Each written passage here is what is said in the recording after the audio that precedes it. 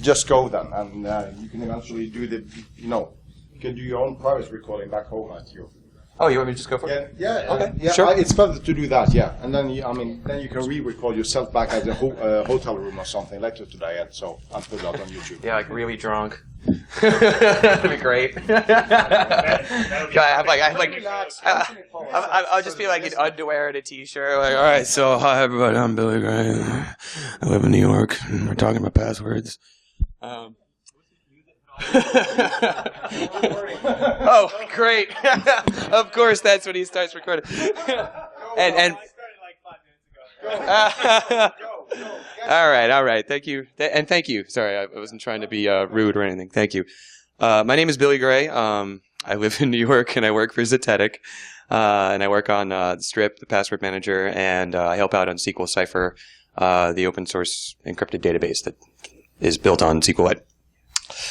So last year I met Per at Passwords 13, and he had some strong suggestions, or rather demands, about how password generators should work, specifically mine. So today I'm looking forward to continuing that discussion.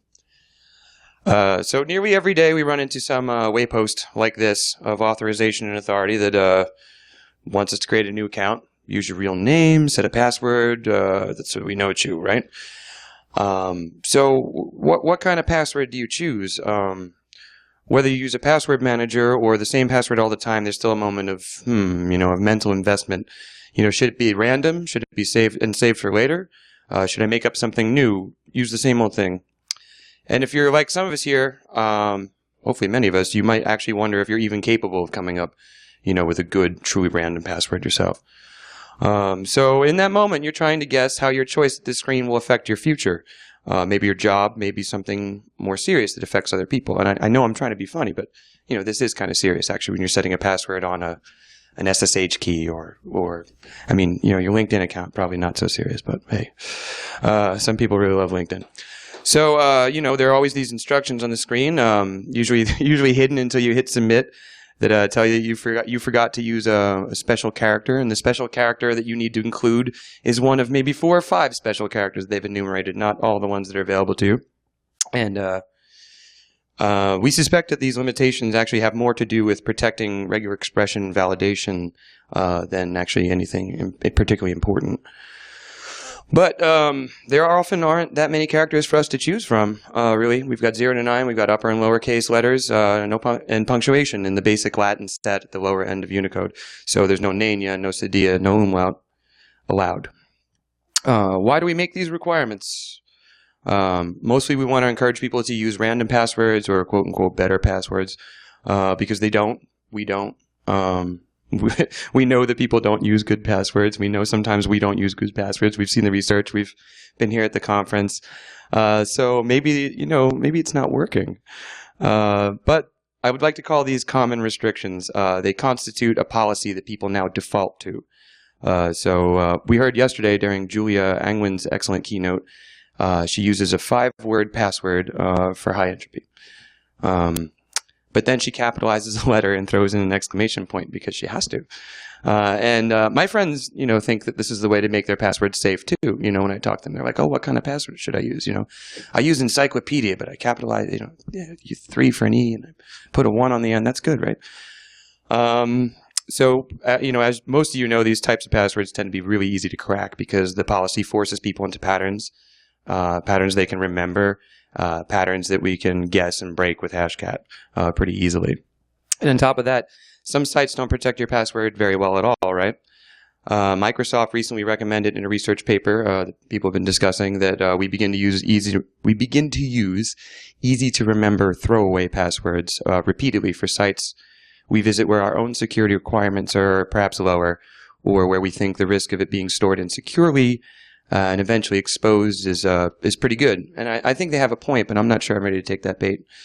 And then other folks believe that the XKCD comic known as Password Strength, that's for them that's the end all of the end of the discussion.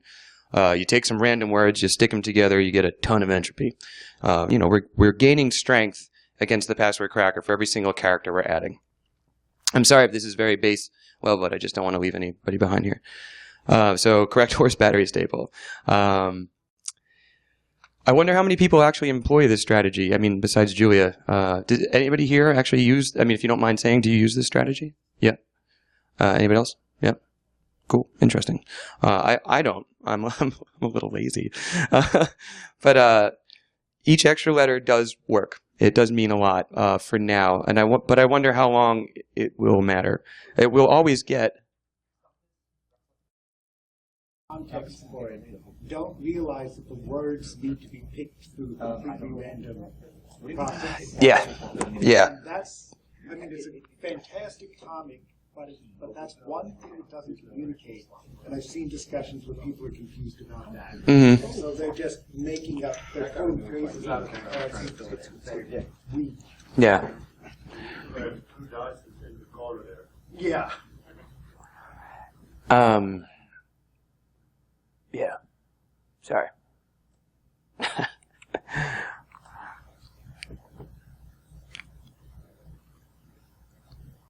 We're just experiencing some technical difficulties. Please bear with us.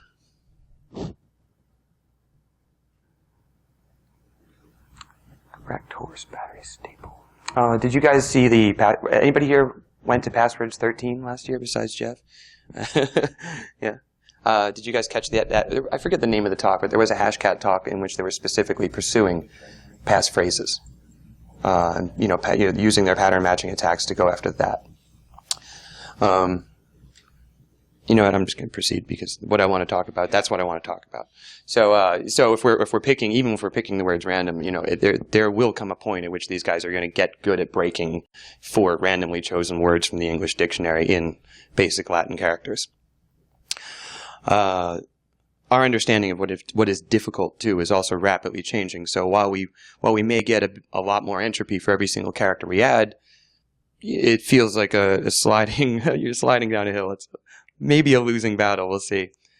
And then like Julia, many people end up kind of shoehorning the technique. So you capitalize a letter, you throw in an exclamation point, or you could randomize these strings, like fully randomize them instead of picking words in the dictionary. But again, you have another password you can't remember, or maybe you don't remember whether it was the O's and the 3's you changed. Maybe it was A's you changed, A's and 3's, A's and E's. So we're not much better off than we were before when it comes to the pattern matching attack in the latter case. And so I think that means it's time, maybe in the XKCD comic, they're suggesting that you want something that is easy to remember. In fact, there's a limitation at the bottom of it that I wish I had included in the screen cap that was something like, for 20 years, we've been, teaching people to make passwords that are hard for them to remember, and that was the lamentation. And I don't want to remember them. I want to think of them as keys. I want them to be truly random. I don't want to know. Except maybe in the case of logging into my laptop. So there's always exceptions to our rules, right? Attackers are getting better and better at cracking hashes. We've got a limited character set to choose from for each gain and entry and each character added. So while adding another character to your password will always increase the work factor required, maybe we can do better. Maybe we can expand the possible set for each character. The typical ASCII set we were just looking at before is just the lower end of Unicode. For anybody who doesn't know, Unicode is a massive set of code points for the characters we regularly use. We refer to it as ASCII, but usually when we're typing in our computers, we're actually working with UTF-8 in web browsers. Mac OS X natively uses UTF-16. I've heard here and there that using these types of characters from the rest of Unicode isn't going to help.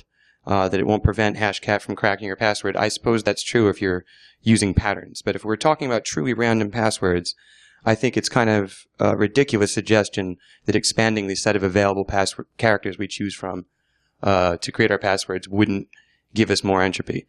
Wouldn't give us just harder to crack passwords. So we decided to take a look at some things here. The complexity for a set of pins 0 through 9, you have a numeral set of 10 there. How does that compare to our Latin set, which is about 95 to 100 characters? We can see that within it's 6 or 7, was it 8 characters? About 8 or 9 characters with the more complex set. We're getting better, more complexity than we do with 15 in the pin set. We know that. But what about the 250,000 odd characters in Unicode? It's actually pretty much astronomical. Within 5 characters, we've definitely done the complex work of 15 in the basic Latin set. I know that sounds a little dry, trying to find the right way to put it, but we think it's time to try it out. So we built, in a few days, just a password generator that just starts cranking these things out, because we wanted to know what it would look like. Actually selecting from the full Unicode set is sort of a daunting proposition. There are over 1 million code points. I think something like 1.14 million code points in Unicode, but they're not all utilized. Some of them are actually immutably reserved. Some of them, there are spaces where we're going to add characters later. So there are a lot of points in the Unicode set where there's just nothing, just a vast waste. So you can't just traverse. You can't, go integer by integer up the set of characters to select them out.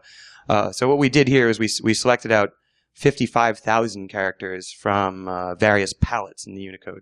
And that sort of requires, sort of paging through it, looking out for gaps.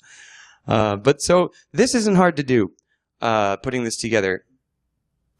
I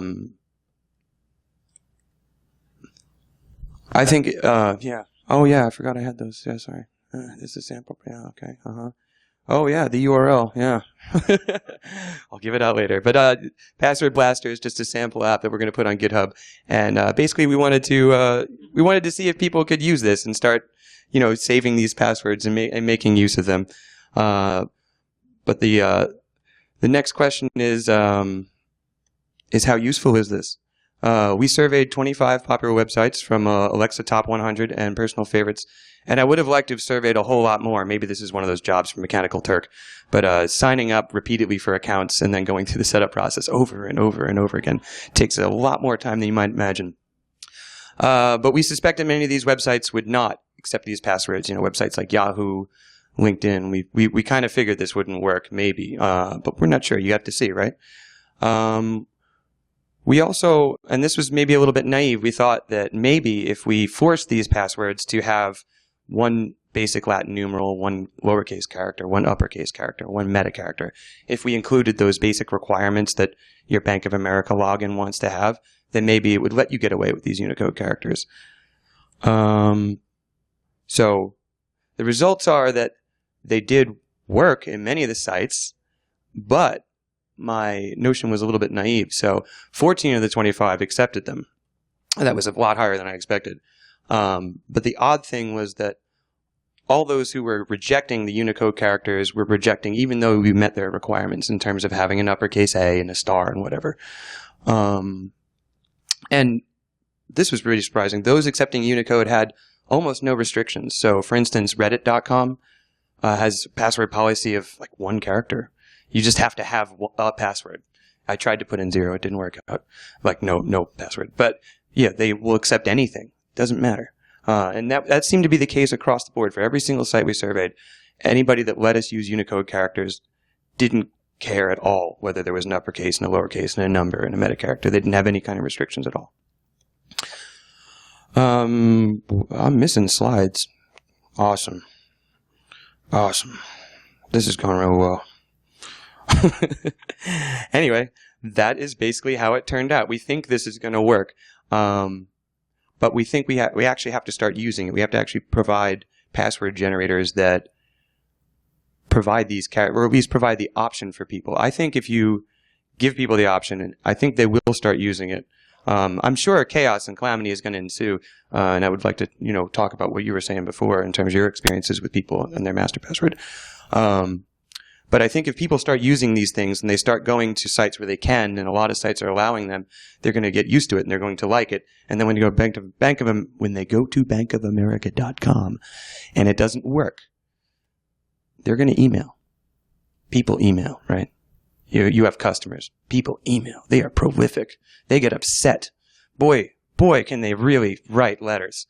And so I think what we'll end up doing here by providing people these passwords is that they're going to just drive website creators crazy until they start allowing them to do it. I'm sure it's a little weird for people to have passwords like this. Something you can't even type yourself. You have to copy and paste it. The idea might sketch people out a little bit. But I think a password manager sketch people out. They put all their passwords in there. They already don't remember them. They're already random. And they're worried that, maybe someday if they lose their passwords, they lose the keys to everything in their online life. But I don't remember anybody's phone number anymore either. So I'm in. And with that, I guess I kind of want to open it up for discussion. Any questions, thoughts? Is this a good idea, a bad idea? Right there. The place that you were able to create the accounts on, do you actually verify? Did you find any that you could create the account but then not subsequently log in? Oh, yeah, I check that every time. No, that was not a problem, actually. There were some inconsistencies in the validations of these websites. So, for instance, Reddit required at least 2 characters in your password when you signed up, but after that, only 1 was required. Other websites would, require a minimum of 6 on the login on the creation screen, and then the reset process 4 was fine. Right there in the hat. Sorry, we'll try to get everybody. What's up, man?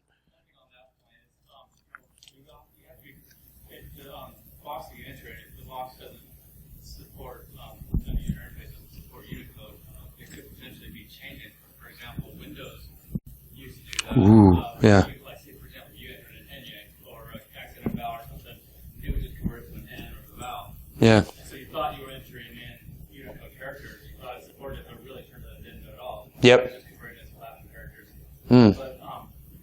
But one of my questions is, how do you enter these on a mobile device? Well, I have a really nice password manager. It's called Strip, and you can. but it's a good point. These are passwords you're not going to be able to type in pretty much ever.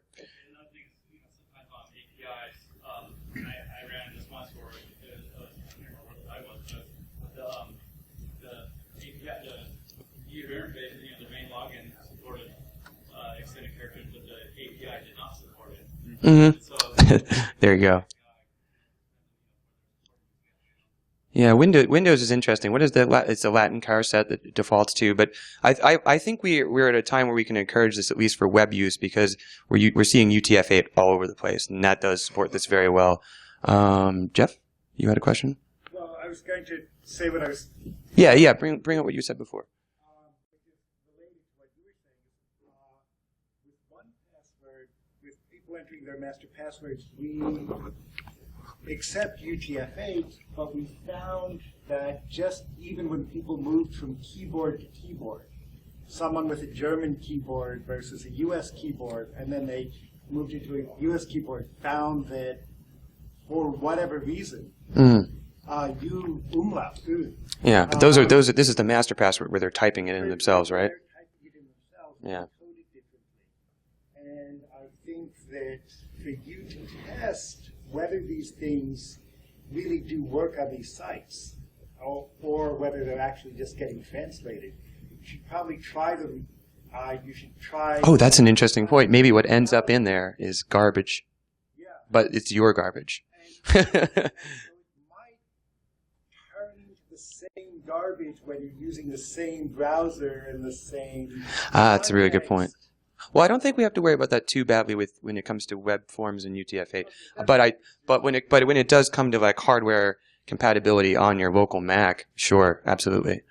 What's up? Expanding on that, though, it might not just be the browser and that, but if the website were to, say, change the database backend from, say, MySQL to Postgres or something like that, Okay. it might also cause issues there. If they're munging their characters like that, they've got a bigger problem than this. First off, the password should be hashed, right? Yeah. And a hash is actually it sort of enforces a bit of protection on the data at rest. Still, the spirit remains the same in that if they change their backend, because UTF encoding always changes so much, as far as these different implementations goes, if they change something which changes the way it reads UTF, or UTF in general, it could break that. Yeah, well, they might break all the data they have stored in there by their fellow German citizens who use umlauts in the text they've stored. We'll come back to you, and I just want to get some more people in here. What's up? You talk about people send emails, right, to Bank of America and such. How hard is it for Bank of America to change their website to allow you to do You know, Basically, how hard? that I really wish we had someone here from there to ask them that, because I would ask them a few other things. They don't seem particularly competent at anything other than getting your money. Which is I guess maybe that speaks well of them. One thing I want to expand on as far as the Bank of America stuff goes is how would this handle with PCI compliance? I don't know, but I do want to actually answer your question, which is that it looks like on their website, when you look at the set of characters, like once you type in a password that has special characters and it bonks, it'll tell you these are the ones we accept. And it's a very limited set. It says like 0 through 9, A through Z, capital A through capital Z. And then they're like, you can have a hyphen and an underscore and I think a caret, and that's about it. Something like that. I don't quite remember off the top of my head, but the characters looked suspiciously like control characters from regular expression. So I have this sinking feeling that somewhere on their back end is a Perl script that is like validating your password, and like it's using a regular expression instead of scanning a string properly. You had a comment? Since you're talking about automatically generated passwords that nobody's going to have to remember, if you just stick to upper and lowercase letters, forgetting even digits, once you hit a length of 23, you've got 128 bits. True. So, we've kind of gone through the same thought process that you've gone through. I agree. I mean, the thing is, I just want to make it even more. I want more. For 11 or 23 characters, I want even higher entropy. And it's right there. It's sitting there. It's waiting for us. I mean, I think this lovely graph from Wolfram Alpha, makes that very clear. I think it's worth doing if we can keep, the support and technical issues low enough. But I think that you're right. It definitely means, probably limiting this to the web. Right. So I just say we made the choice not to go this way. Mm-hmm. Just say you're generating these things, generate them longer. Yeah. Hey, it's not wrong. You're not wrong. Hold on, just 1 second. Am I leaving anybody else out who wanted to make a comment or ask a question? No? Okay. You were saying? Higher entropy isn't about why, it's about why not. Well said. All right, well, I think that about wraps this discussion up, unless anybody else has anything. Thank you very much for being here today. Good night.